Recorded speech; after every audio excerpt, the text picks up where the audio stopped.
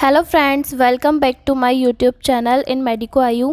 आज हम बात करेंगे एक कॉमन सी मेडिसिन एजिथ्रोमाइसिन पर, जो कि एक एंटीबायोटिक मेडिसिन होती है। तो आज आप जानोगे कि इस मेडिसिन का यूज़ कहाँ पर किया जाता है और इसके साइड इफ़ेक्ट क्या हो सकते हैं, इसके कॉन्ट्राइंडिकेशंस क्या क्या हो सकते हैं, किन मेडिसिन्स के साथ इसके ड्रग इंट्रैक्शंस देखे जाते हैं, उसके बारे में भी आप आज जानोगे इस वीडियो में। क्या सावधानियाँ आपको रखनी चाहिए जब आप इस मेडिसिन को लेते हैं एंड इसकी डोजेज़ किस अमाउंट में आपको यह लेना चाहिए। तो इन सभी जो क्वेश्चंस है, ये सभी क्वेश्चंस इसके बारे में आपको इस वीडियो में जानकारी मिलेगी। तो प्लीज़ वीडियो को एंड तक ज़रूर देखें। अब इसके यूजेस के बारे में जानेंगे कि किन बीमारियों में इसे आप ले सकते हैं। तो जो फेफड़ों का इन्फेक्शन होता है, लंग्स इन्फेक्शन, उसमें यह यूज़ में ली जाती है। निमोनिया में इसे यूज़ में लिया जाता है, यानी इन्फेक्शन जब हो जाता है तब उसमें इसे यूज़ में लिया जाता है, जो कि एक लंग्स का इन्फेक्शन होता है। चेस्ट इन्फेक्शन में इसे यूज़ में लिया जाता है। ईयर इन्फेक्शन में इसे यूज़ में लिया जाता है। गले में जब आपको कोई प्रॉब्लम होती है, जैसे कि आपको रैनी नोज़ हो जाती है, यानी कि आपको ज़ुकाम रहता है, तो उस समय आप इस टैबलेट को यूज़ में ले सकते हैं। टॉन्सिलाइटिस में, फेरेंजाइटिस में, यानी कि गले की सूजन और नाक की सूजन में इसे ले सकते हैं, यानी कि जब आपको स्वेलिंग हो जाती है गले में, नाक में, तब इसे आप यूज़ में ले सकते हैं। टाइफाइड में भी आप इसे यूज़ में ले सकते हैं। तो बहुत से ऐसे इन्फेक्शन होते हैं जिनमें इस टैबलेट को यूज़ किया जाता है, और बहुत कॉमन टैबलेट ये होती है। इसका सभी प्रकार से इसको आप यूज़ में ले सकते हैं इन्फेक्शन में। इसके अलावा सेक्सुअली जो डिज़ीज़ होती है, सेक्सुअली ट्रांसमिटेड डिज़ीज़ में, यूरेथ्राइटिस में से यूज़ में लिया जाता है। अब हम इसकी डोजेस के बारे में जानेंगे कि क्या अमाउंट में आपको डोज इसकी लेनी चाहिए।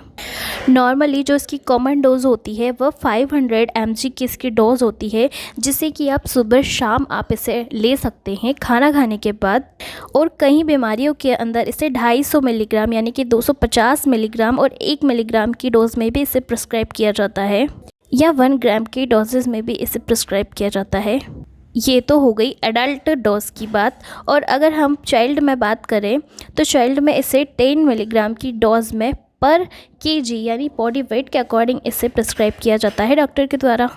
बट ये सभी जो डोजेज़ होती है, ये पेशेंट की एज पर, उसकी बीमारी पर और उसकी सीवियरिटी की डिज़ीज़ पर यह डिपेंड करती है।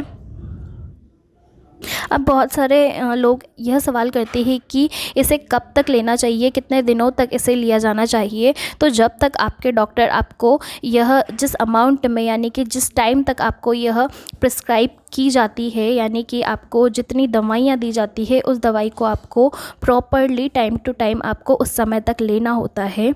उसे बीच में नहीं छोड़ना चाहिए आपको, और दवाई को हमेशा पूरा लिया जाना चाहिए। पर्टिकुलर मैं इसी दवाई की बात नहीं कर रही हूँ। यहाँ पर जो भी मेडिसिन डॉक्टर आपको प्रिस्क्राइब करते हैं, तो वह जितने समय के लिए आपको देते हैं, उतने समय के लिए आपको वह दवाई लेनी होती है। अगर उस दवाई को आप बीच में छोड़ते हैं या फिर आप उसका पूरी तरीके से यूज़ नहीं करते हैं, तो आपको आपके रिज़ल्ट इनकम्प्लीट देखने को मिलेंगे, यानी कि कंप्लीट रिज़ल्ट आपको शो नहीं होंगे, और आपको आपकी जो डिज़ीज़ है उसमें आपको प्रॉपर ट्रीटमेंट नहीं मिल पाएगा, प्रॉपर रिज़ल्ट नहीं मिल पाएगा। अब हम इसके साइड इफ़ेक्ट के बारे में बात करेंगे। Diarrhoea, loss of appetite, nausea and vomiting आपको देखने को मिलती है। टेस्ट में आपको कमी फील होगी, यानी कि लॉस ऑफ टेस्ट आपको देखने को मिल सकता है। हेडेक आपको हो सकती है। तो इसके माइल्ड से यह साइड इफ़ेक्ट आपको देखने को मिल सकते हैं, तो इसमें घबराया नहीं। अगर आपको इससे ज़्यादा रेयर कोई साइड इफ़ेक्ट अगर आपको देखने को मिलता है, तो आप तुरंत यह टैबलेट लेना बंद कर दें और अपने डॉक्टर से सलाह लें, अपने डॉक्टर को संपर्क करें। अब हम इसके ड्रग इंट्रैक्शन के बारे में जानेंगे कि किन दवाओं के साथ इसके ड्रग इंट्रैक्शन देखे जाते हैं। तो आपको यह सावधानी रखने की ज़रूरत है कि आपको इन दवाओं के साथ इसका यूज़ नहीं करना है। एंटासिड के साथ इसे यूज़ में नहीं लेना है। माइग्रेन में यूज़ होने वाली दवाइयाँ, एर्गोटामिन्स जैसी दवाइयों के साथ इसके ड्रग इंट्रैक्शंस देखे जाते हैं। हार्ट डिजीज़ के अंदर जो यूज़ होने वाली दवाइयाँ होती हैं, उनके साथ भी इसके ड्रग इंट्रैक्शन देखे जाते हैं, जैसे कि डाइजॉक्सिन, वारफरिन, इनके साथ इसके ड्रग इंट्रैक्शन देखे जाते हैं। तो ये इसके ड्रग इंट्रैक्शन की बात हो गई। तो अगर आप ऐसी कोई दवाइयाँ ले रहे हैं जिनके साथ इसके ड्रग इंट्रैक्शन देखे जाते हैं तो उसके पहले आप अपने डॉक्टर को ज़रूर बताएं एजिथ्रोमाइसिन लेने के पहले। और बहुत सी ऐसी दवाइयाँ होती है जिसके साथ इन दवाओं के इंट्रैक्शंस देखे जाते हैं, तो प्लीज़ आप पहले अपने जो कोर्स आपका चल रहा है दवाइयों का तो उसके बारे में आप पहले डॉक्टर को बताएं, उसके बाद ही आप इन दवाओं का यूज़ करें।